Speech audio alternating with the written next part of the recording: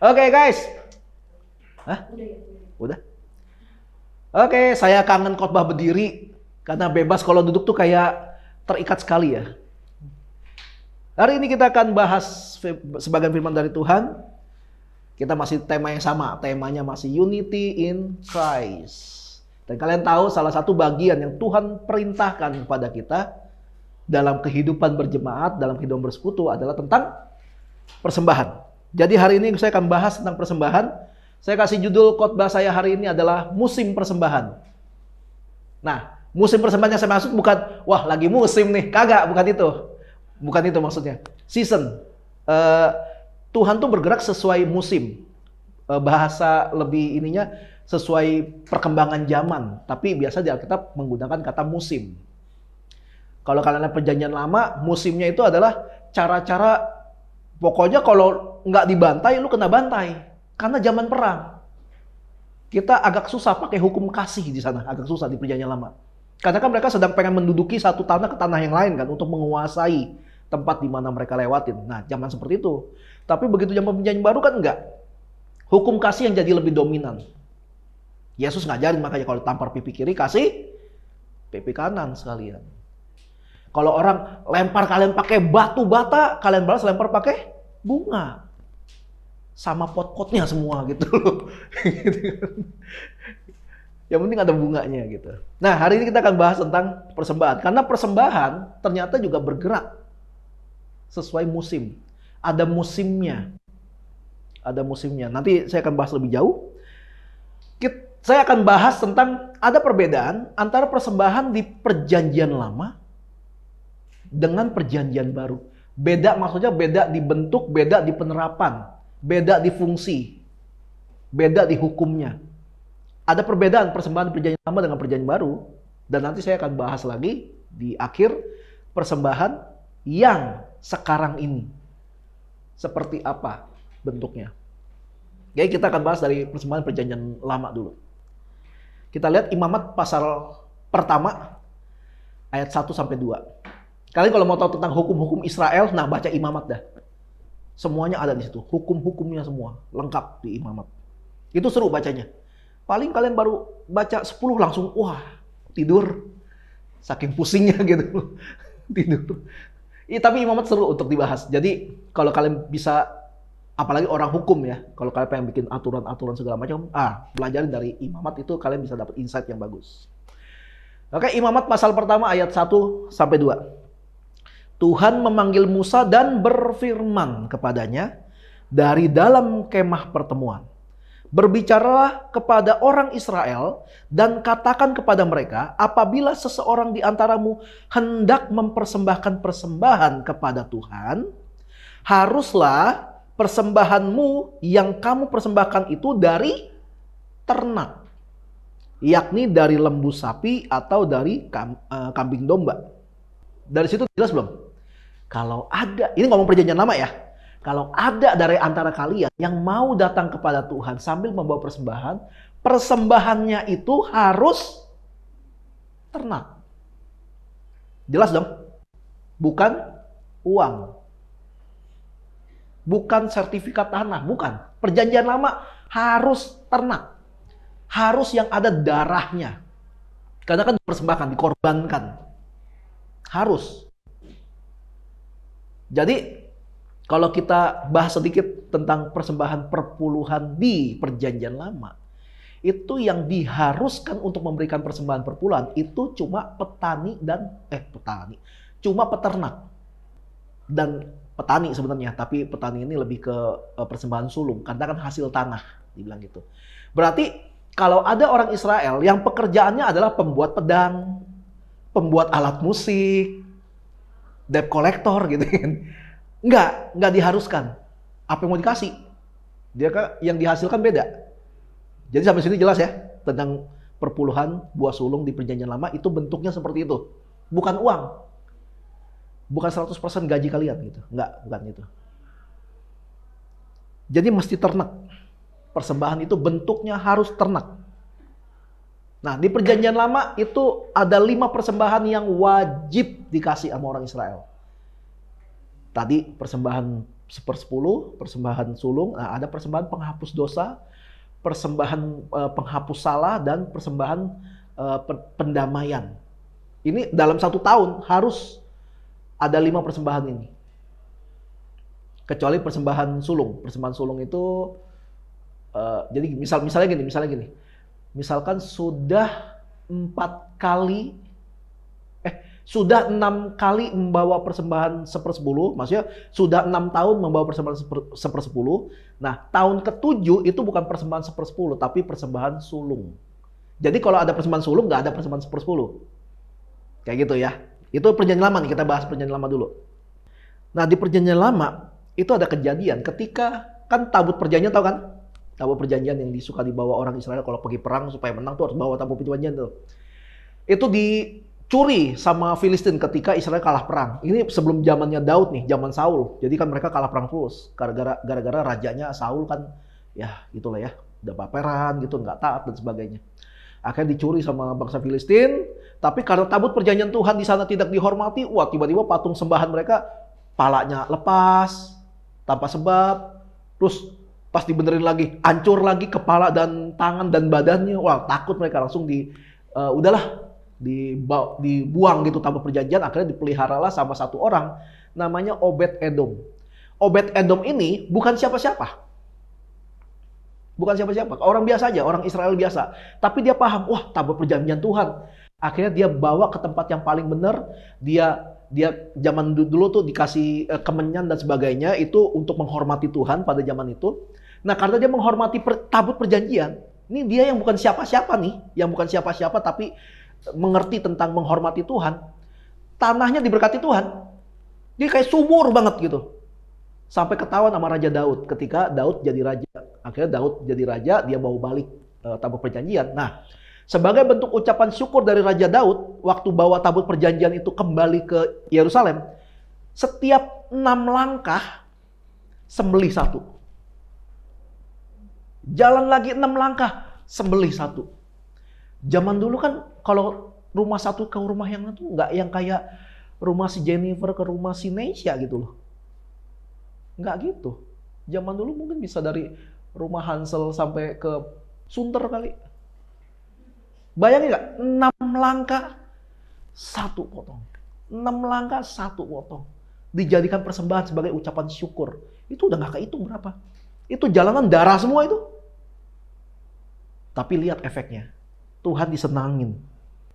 Maka itu dicatat di Alkitab di 2 Samuel 6 ayat 13 itu bilang, apabila pengangkat-pengangkat tabut Tuhan itu melangkah maju 6 langkah, maka ia mengorbankan seekor lembu dan seekor anak lembu gemukan. Jadi nggak cuma 1 ya, 2. Sebagai bentuk rasa syukur mereka karena akhirnya tabut perjanjian yang penting ditemuin lagi gitu. Itu sebagai bentuk ucapan syukur. Sampai hari ini dia melakukan itu nggak? Ada, tapi format beda. Pernah dengar gak ada orang yang bikin janji, Tuhan pokoknya kalau istri gua hamil, wah gua bakal begini, bakal begitu gitu. Nah seperti itu tuh feel-nya gitu. Lalu setelah itu Daud punya janji sama Tuhan, Tuhan gue pengen bikin rumah Tuhan, pengen bikin bait Allah. Tapi Tuhan larang. Kenapa? Tangan Daud udah kebanyakan darah. Tuhan gak mau rumah Tuhan yang kudus dibangun sama orang yang tangannya penuh darah. Karena menang perang dulu. Makanya Tuhan bilang, idenya dari Daud. Tapi eksekusinya dilakukan sama anaknya Salomo. Karena Salomo selama jadi raja gak pernah perang. Kenapa gak pernah perang? Orang begitu pengen perang sama dia udah takut duluan. Karena Salomo terlalu pinter. Jadi ahli strategi perang juga. Jadi mau ngapain juga gak bisa lawan Salomo. Makanya Israel di zaman Salomo gak pernah perang. 1. Gak pernah ada yang berani perang sama Salomo. 2, dia adalah raja yang membuat Israel sangat kaya. Sangat kayanya itu seperti apa? Dia sangat kaya sampai-sampai di zaman Salomo perak gak ada harga. Dibuang-buang gitu. Gak ada harganya perak. Sekarang lo ketemu perak, lo rebutan ambil kan? Tapi zaman Salomo gak ada harganya tuh perak. Saking kayanya waktu itu. Tapi ketika penggenapan itu terjadi, bait Allah akhirnya dibangun sama Salomo. Ini yang terjadi nih. 2 Tawarik pasal 7 ayat 1-3. Setelah Salomo mengakhiri doanya, api pun turun dari langit, memakan habis korban bakaran dan korban-korban sembelihan itu. Dan kemuliaan Tuhan memenuhi rumah itu. Rumah itu maksudnya bait Allah. Para imam tidak dapat memasuki rumah Tuhan karena kemuliaan Tuhan memenuhi rumah Tuhan. Ketika segenap orang Israel melihat api itu turun dan kemuliaan Tuhan meliputi rumah itu, berlututlah mereka di atas lantai dengan muka mereka sampai ke tanah. Lalu sujud menyembah dan menyanyikan syukur bagi Tuhan, sebab Ia baik bahwasanya untuk selama-lamanya kasih setianya.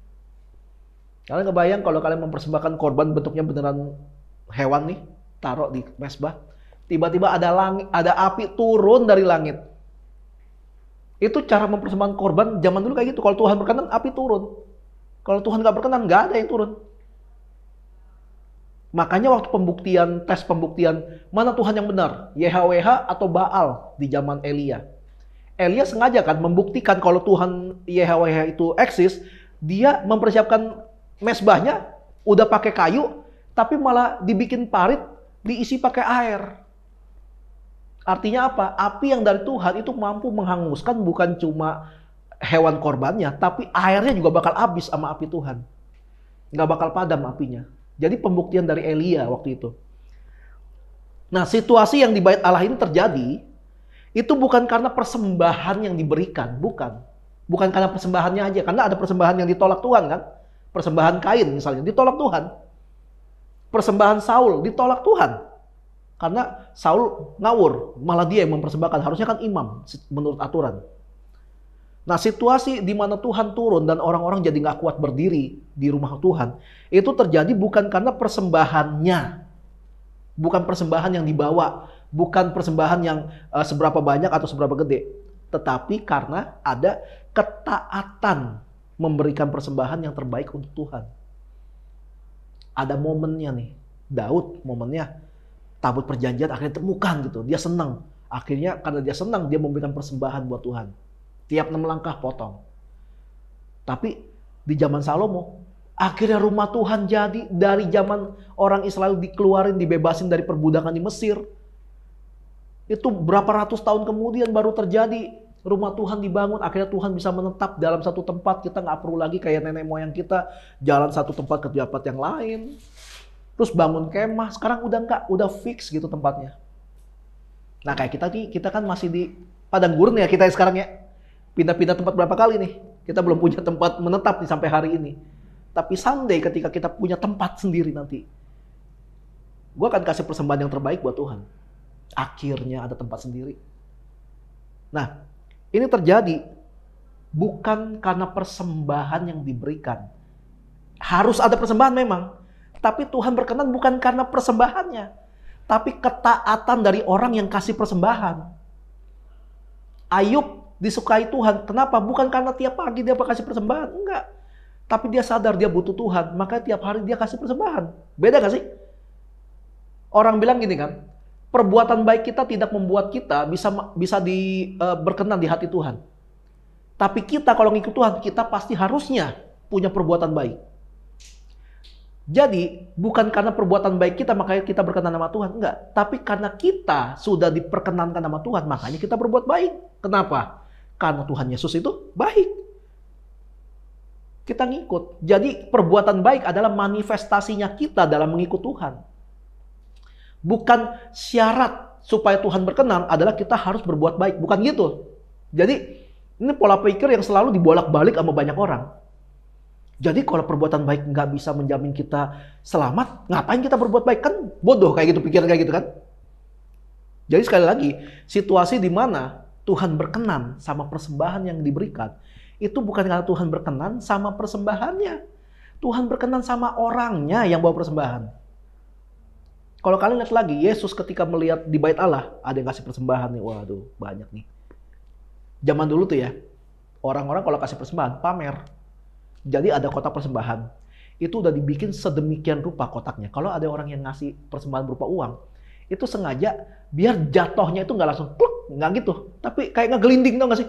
Jadi kalau ada yang masuk, kling, dring, dring, dring. Jadi lamaan siapa nih? Makin lama bunyinya dia kasih paling banyak. Dia kayak merasa terhormat kalau kasih persembahan banyak. Datang nih imam satu nih, imam yang satu kasih pring ding gitu kan. Datang lagi ada imam kedua, pring ding ding ding ding gitu. Datang lagi orang yang ketiga mungkin, kumruang, barangkali begitu, gua nggak tahu. Pokoknya, wah dia paling terhormat. Begitu tiba-tiba ada janda tua ngasih 2 logam, hampir gak ada suara.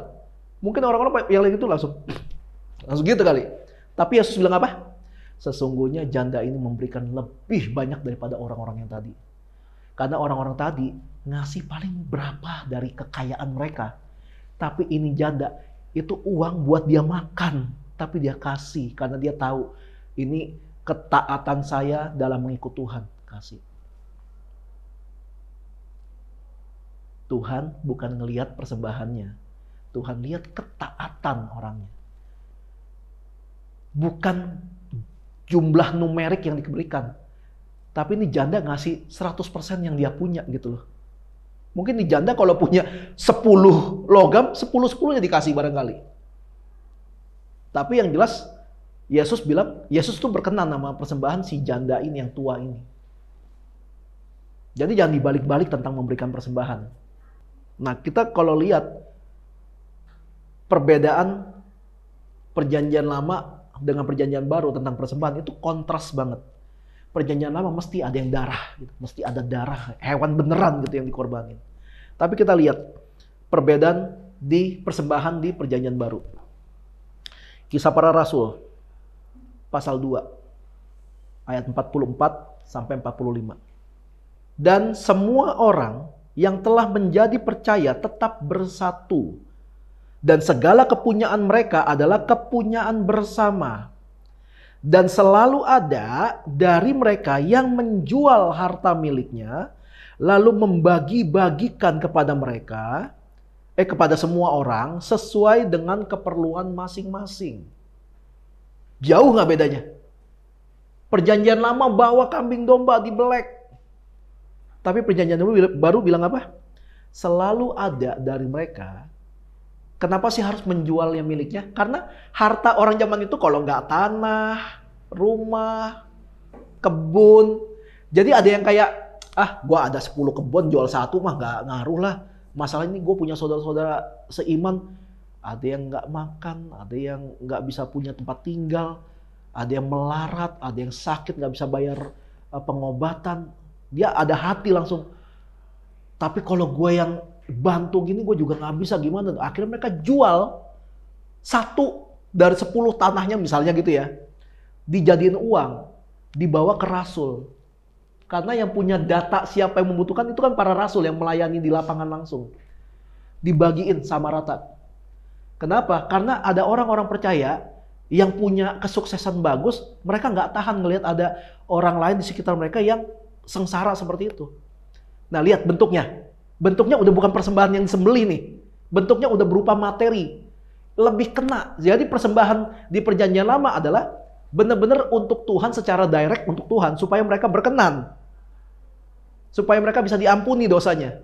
Tapi di perjanjian baru mereka tetap kalau ke bait Allah bawa persembahan itu tetap. Tapi ada tambahan yaitu mereka nggak tahan lihat ada saudara seiman yang kesusahan. Mereka bantu. Itu di perjanjian baru. Mereka gotong royong bantu. Nggak heran zaman perjanjian baru. Kenapa Tuhan tambahkan jiwa? Ya orang ngelihat perbuatan. Orang ngelihat perbuatan. Gila ini pengikut yang namanya Kristen. Kenapa perhatiin kita ya? Akhirnya mereka belajar untuk jadi percaya. Jadi mereka nggak yang kucuk-kucuk tiba-tiba 3.000 jiwa satu hari, 3.000 jiwa bertobat. Enggak, mereka juga ada tindakan dalam menolong orang-orang sekitar. Makanya kenapa ditambahkan terus jiwa-jiwanya? Enggak yang secara ajaib tiba-tiba orang yang misalnya agama lain tiba-tiba, kok gue pengen masuk Kristen ya? Nggak gitu loh. Mereka ngelihat ada perbuatan dari orang-orang Kristen sebelumnya yang kompak membantu sekelilingnya. Itu seperti itu. Makanya yang kasusnya Ananias Safira itu jadi pelajaran bagi banyak orang. Supaya lu kelihatan orang Kristen yang baik. Ini gue jual tanah. Misalkan dapatnya ini 2 nih hartanya nih. Dia kasih ke rasul 1. Kita baru jual tanah. Kita nih sebenarnya berat hati loh mau jual, tapi kita terdorong buat bantu orang-orang. Ini semua hartanya buat bantu orang-orang. Tapi dia bilang semua. Tahan. Sebenarnya dia mau tahan juga nggak masalah. Masalahnya dia berbohong di hadapan banyak orang supaya dapat pengakuan. Ini semuanya. Makanya dia kena hukuman Tuhan. Yaitu udah haknya Tuhan nih. Dia dibikin mati di tempat, ya itu udah haknya Tuhan. Kita nggak perlu menginterogasi kenapa Tuhan bunuh dia. Bukankah itu zaman anugerah yang penuh kasih ya? Nggak gitu. Padahal kalau dia bilang, ini hasil jual tanah kita, tapi kita ambil sebagian ya, soalnya kita juga butuh hidup. Ya udah gitu loh. Ya udah, kenapa mesti berbohong bilang itu semuanya? Kesannya lu menderita supaya orang lain bisa dibahagia. Enggak, firman Tuhan bilang ini, jangan lalai. Tuhan tidak akan membuat dirinya dipermainkan. Lu sedang mau menipu jemaat Tuhan yang baru percaya. Lu sedang menipu mereka. Lu berhadapan sama Tuhan. Lalu di Roma pasal 12 ayat pertama bilang gini. Karena itu saudara-saudara, demi kemurahan Allah aku menasehatkan kamu supaya kamu mempersembahkan tubuhmu sebagai persembahan yang hidup, yang kudus dan yang berkenan kepada Allah. Itulah ibadahmu yang sejati. Sekali lagi, persembahan itu adalah ketika ada yang dikorbankan. Jadi kalau kita dibilang persembahkan tubuhmu, artinya kamu, korbanin tubuhmu buat Tuhan. Tubuh kita ini korban untuk Tuhan. Persembahan yang kudus. Kita harus jaga kekudusan kita. Supaya berkenan persembahannya. Dan yang berkenan, ya kalau udah kudus, pasti berkenan sama Tuhan, gitu aja. Dibilang itulah ibadahmu yang sejati. Jadi ibadah kita yang sejati adalah ketika kita bersedia menjadikan hidup kita ini sebagai korban buat Tuhan. Persembahan, bentuk persembahan dalam perjanjian baru itu udah berubah musimnya. Udah nggak ngejar lagi yang setiap tahun 5 kali pertemuan untuk memberikan persembahan yang berbeda. Udah nggak gitu. Udah nggak gitu. Persembahan di perjanjian baru itu udah bentuknya, lihat sekelilingmu. Ada orang yang kesulitan, bantu, kabarkan Injil, bantu mereka, tolong mereka. Nah itu persembahan di perjanjian baru. Makanya kenapa Yesus datang kepada orang-orang yang sakit. Yang lumpuh, yang buta, tuli, mati pun Yesus datengin kalau emang perlu diselamatkan. Kepada pelacur, Yesus nggak datang ke lokalisasi ya. Yesus ketemu pelacur aja udah. Diajak ngomong, bertobat. Ketemu pemungut cukai yang dibenci banyak orang. Zakeus. Nggak tahu Yesus ngomong apa sama Zakeus. Intinya ketika dia ketemu sama Zakeus, ketemu sama Yesus, tiba-tiba hidupnya Zakeus, pola pikirnya berubah. Dia bilang, Tuhan, setengah harta gue kasih orang miskin sekarang. Nah, kasih orang miskin kan? Enggak. Setengah kekayaan gue kasih untuk pekerjaan Tuhan. Enggak gitu kan? Tapi dia bilang setengah. Ada tindakan dari kesadaran dia. Kalau dia perlu tolong orang miskin. Dia sadar kekayaan yang dia punya bisa bantu orang lain. Gue nggak tahu apa yang dibicarain antara Yesus sama Zakeus. Tapi intinya pembicaraan itu mengubah pola pikirnya Zakeus. Itu sebabnya kenapa tempat kita, gua taruh sebuah mimpi. Tempat kita dinamain House of Messianic Encounter. Karena iman gua tuh orang ke gereja kalau mencari Tuhan, hidupnya pasti berubah. Jadi lebih baik. Karena ada Messianic Encounter, ada perjumpaan sama Yesus itu sendiri. Maka gue berkali-kali bilang, orang yang ke gereja gak pernah nyari Tuhan. Orang yang bertahun-tahun ke gereja, hidupnya gak pernah berubah karakternya. Ya pelit tetap pelit, jahat tetap jahat, brengsek tetap brengsek. Itu orang ke gereja karena nggak pernah cari Tuhan. Dia nggak tahu apa yang dia cari. Makanya hidupnya nggak pernah berubah. Livi bisa jadi saksi hidup gue, lihat perubahan karakter gue kayak apa. Dari pacaran, awal nikah sampai hari ini, hidup gue berubah terus karakter gue. Karena gue membawa beban itu, bawa nama. Wah, sebelum gue minta anak-anak home semua berubah, gue dulu yang harus berubah.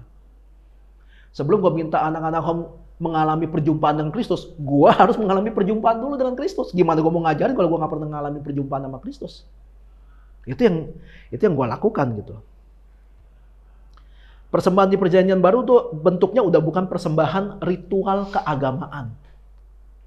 Walaupun kalau ke bait Allah tetap dong, karena kan bait Allah. Harus ada ritual keagamaan, tapi udah nggak cuma itu.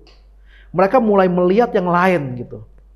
Ada komunitas Kristen saat itu, ada dorongan untuk memperhatikan penghidupan orang miskin, janda-janda dan anak yatim yang terlantar. Itu mereka mulai sadar ke sana, buat mikir ke sana gitu. Dan sebagainya. Mereka pikirin orang-orang yang susah. Persembahan, kalau kalian baca di tadi Roma pasal 12 tadi, persembahan di perjanjian baru itu udah bukan lagi persembahan 1/10. Persembahan di perjanjian baru itu sudah 100%. Persembahkan tubuhmu, habis semua. Udah persembahan 100%. Nah, ada yang debat ini. Berarti kita jangan kasih perpuluhan lagi, kita harus kasih 100% buat Tuhan. Nggak usah banyak ngomong lah, nggak usah ngomongin 100%, kalau yang 1/10 aja lu nggak taat. Sadis ya. Tapi emang gitu kan. Emang gitu kan. Kita ngomong-ngomong kadang-kadang terlalu jauh banget. Tapi yang simple-simple nggak di ini. Kita ngomong jauh. Kok yuk kita bikin pelayanan misi yuk. Ke pedalaman-pedalaman orang-orang yang bahkan nggak tahu pakai baju. Kita layani mereka. Ntar dulu. Ini sebelah kiri kanan lu tahu nggak mereka ada kesusahan apa? Lu bantu nggak ketika lu tahu? Kadang-kadang kita ngomong terlalu jauh kan? Tapi sebelah kita kadang-kadang kita nggak perhatiin. Contoh paling gampang ya. Orang lain lu tahu ulang tahunnya, tapi sebelah lu ini tahu nggak ulang tahunnya kapan? Udah, itu paling simple.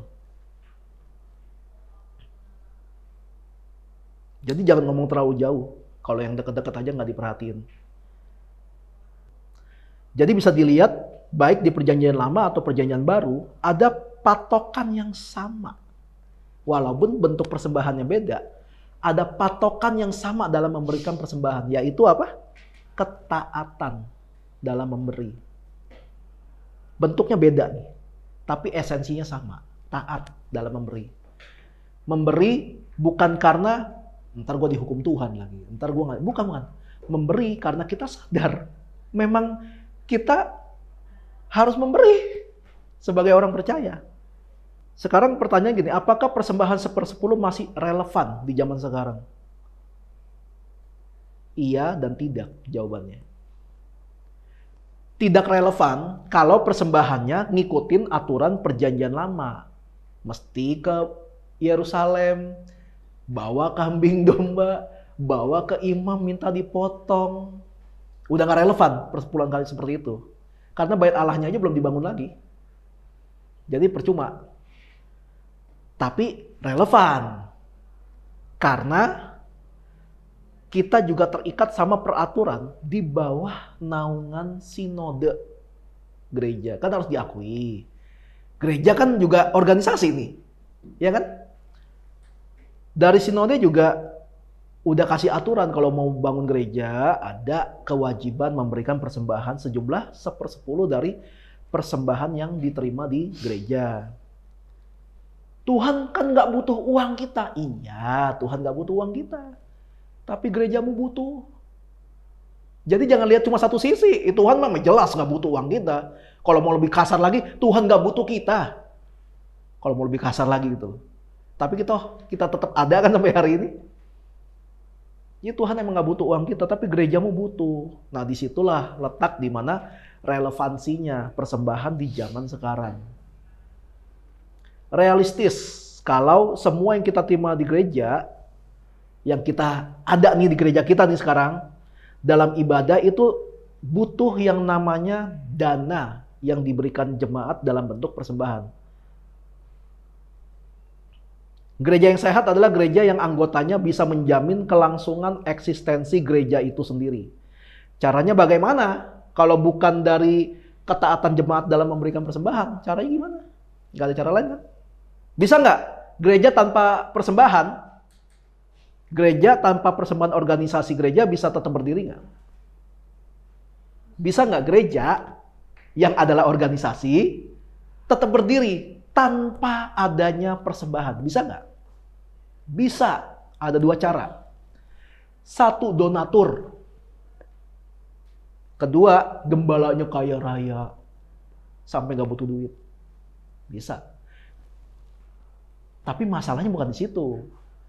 Masalahnya di gereja adalah bukan soal gereja itu berdiri. Bukan cuma soal gereja berdiri gitu. Justru kan di gereja, jemaat Tuhan itu kan diajarkan hati yang taat. Ya kan? Kalau gereja nggak mampu mendidik jemaatnya, itu gereja gagal. Jadi gereja yang kalau tiap kali ibadah, selesai ibadah nih misalnya nih, jemaatnya langsung ngobrol kan, gila, WL-nya keren banget, men. Kok bisa ya nyanyi lagu kayak gitu sambil salto ke belakang, kakinya nggak luka-luka. Terus nanti bilang, wih gila, tuh gereja keren banget. Apalagi pemain gitarnya, wih, nggak tahu chordnya tapi kok bisa main gitu. Misalnya kayak gitu kan. Gila tuh gereja pengkhotbahnya, gila keren banget. Lucu mah lucu, tapi poinnya dapat. Dan kita nggak pernah dengar mereka membahas, gila Tuhan Yesus keren ya, bisa pakai orang-orang kayak gini. Gak pernah dengar gua kayak gituan. Bukan kayak itu gereja yang gagal. Kan gereja tempat orang untuk belajar tentang Yesus kan. Gereja kan adalah tempat di mana orang berjumpa sama Yesus lewat firman Tuhan. Tapi kenapa yang dipuji manusianya semua? Kenapa pulang gereja yang dipuji bukan Tuhannya? Makanya gak heran banyak jemaat yang selalu minder. Ya dia mah emang jago bisnis, gua mah aduh ampun dah. Gua punya uang 100.000 aja, hari ini bisa tersisa 20.000 aja mujizat. Karena mereka nggak pernah berpikir nih, kalau Tuhan bisa pakai orang model kayak dia jadi bisnis yang bagus, kan Tuhannya sama nih. Bisa dong Tuhan bikin gue jadi bisnismen yang bagus juga. Oke, gitu. Dia berusaha. Dan suatu hari nanti ketika dia jadi bisnismen yang bagus juga, dia akan cerita. Kalau dia punya doa, Tuhan yang sama yang memberkati dia, Tuhan yang sama akan memberkati gue juga. Kenapa pola pikirnya nggak seperti itu gitu loh? Kenapa pola pikirnya malah minder? Ya kan saya bukan Kofirdi. Kofirdi kan enak, bisa nyanyi sama main gitar, abis itu khotbah bawa kantong persembahan sendiri, terus marah-marah sendiri. Loh, kalau pola pikirnya kayak gitu, pantesannya minder melulu. Makanya kita perlu ganti pola pikir kita. Kalau kita punya pola pikir kita ada di gereja yang sama, Tuhannya sama. Kenapa hasilnya beda? Nah, mungkin kitanya kurang mau bergerak. Nah, makanya kenapa gereja harus mendidik jemaatnya supaya bisa mempertunangkan antara jemaat sama Kristus. Jadi jemaat bisa selalu berpikir, Tuhan, gue mau kayak dia juga nih. Gue mau bisa juga nih kayak dia. Makanya jemaat akan maju. Makanya gue tulis kemarin kan, gereja yang kalau jemaatnya pulang dari gereja, yang diomongin bukan Tuhan, itu adalah gereja yang gagal. Karena gereja harusnya memperkenalkan Kristus pada jemaat, bukan memperkenalkan orang-orang yang pelayanan di mimbar. Kalau memberi persembahan aja sulit, bagaimana kita ngomong tentang menolong orang lain yang sedang butuh pertolongan? Pasti lebih sulit. Sedangkan kita diminta Tuhan untuk punya karakter yang murah hati. Generous heart.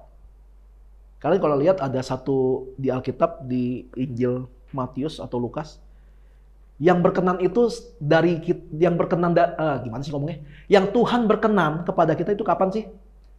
Ketika kita memperhatikan.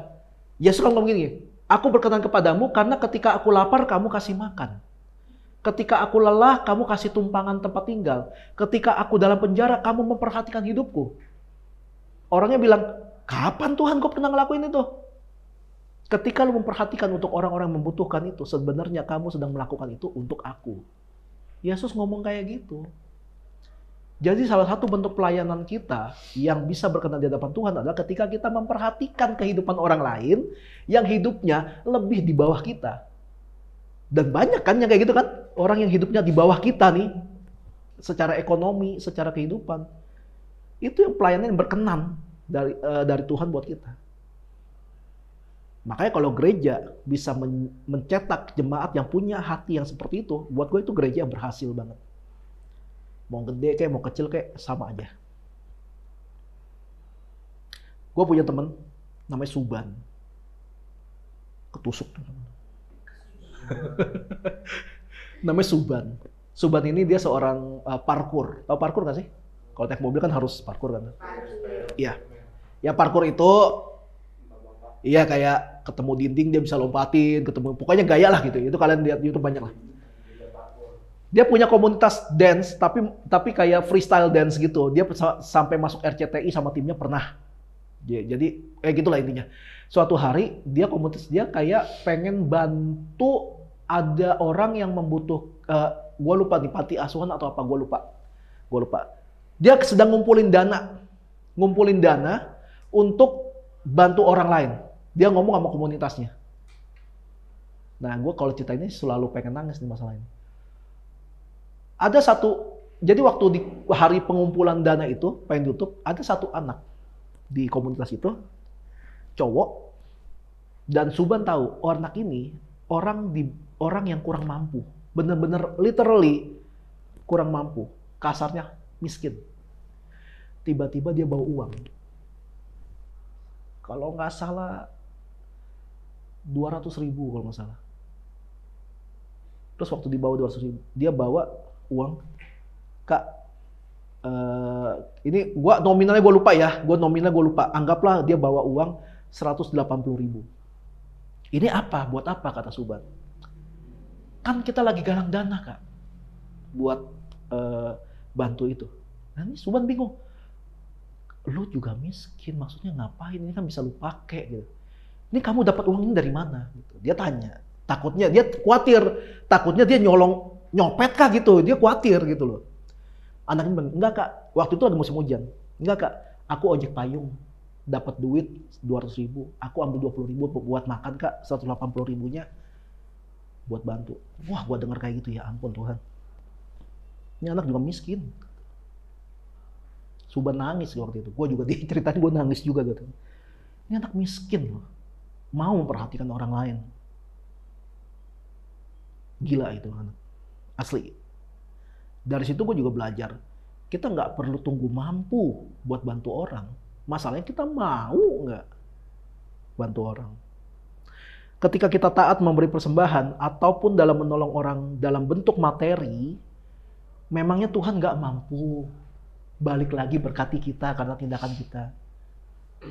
Emang nggak mampu? Ini kesannya gue ngomong duit melulu ya, tapi karena kita nggak pernah bahas, gue rasa penting untuk dibahas ini. Bukankah Abraham diberkati Tuhan karena ketaatannya keluar dari Ur Kasdim? Bukankah Hana diberkati Tuhan karena ketaatannya menyerahkan Samuel jadi imam setelah dia bernazar gitu. Tuhan, kalau gue punya anak, gue kasih anak gue buat pekerjaan Tuhan. Bukankah Ruth diberkati Tuhan karena taat sama Tuhan lewat mertuanya, si Naomi. Bukankah Israel diberkati Tuhan karena Musa taat memimpin bangsa Israel. Nah, bukankah Yesus diberkati Tuhan karena ketaatannya sampai mati di kayu salib? Semua ngomong tentang ketaatan, semua nggak ngomong tentang nominal persembahan, enggak, tentang ketaatan. Mau taat nggak? Karena gini, hanya karena kita taat, ada orang lain yang diberkati loh. Ini kita kekristenan nggak pernah kita berbuat sesuatu untuk Tuhan, Tuhan akan balikin hanya untuk kita, enggak gitu. Imbasnya ke sebelah kita. Kenapa waktu pandemi saya sama Livi bisa bantu kirim uang buat mamanya Novi? Hari itu pas ada berkat. Dalam kondisi di mana kita juga nggak ada kerjaan. Waktu itu make up sama foto. Kita ada berkat lebih dari jual icip. Bantu kita. Jadi nggak pernah gue tunggu gue mampu dulu buat bantu. Itu baru satu. Dan yang lainnya ada lagi. Sekarang pertanyaan gini. Kalau gue tanya, mau diberkati Tuhan nggak? Mau. Gue juga mau lah. Ya taat. Gitu. Simpel kan? Ya taat. Udah.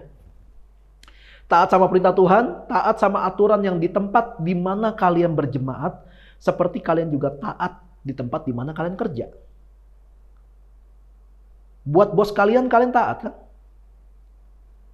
Harusnya buat Tuhan kalian bisa lebih taat gitu, karena otoritas Tuhan jauh di atas bos kalian. Gue berani ngedebat bokap gue. Kalau bokap gue udah kelewatan, ya tanda kutip kelewatan, dalam mengontrol hidup gue dalam hal iman. Gue berani. Ngedebat. Tapi bukan ngedebat ngajak berantem, bukan. Kasih penjelasan gitu tentang iman gua gitu. Nah, itu perbedaan persembahan di Perjanjian Lama, Perjanjian Baru, dan zaman sekarang ini.